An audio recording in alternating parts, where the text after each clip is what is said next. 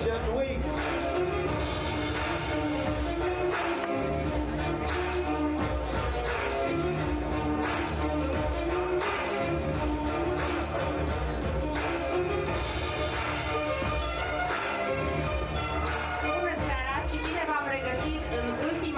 Festivalului Internațional de Modă Bucharest Fashion Week Spring 2015.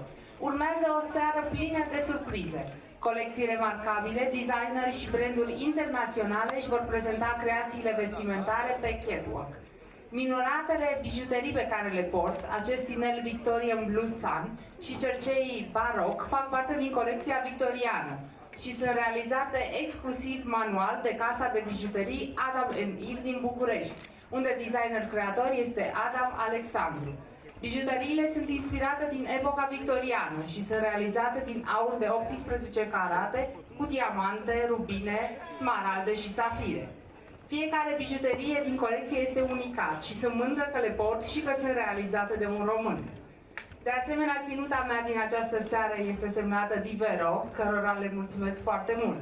Vă doresc o seară minunată aici la Ambasador.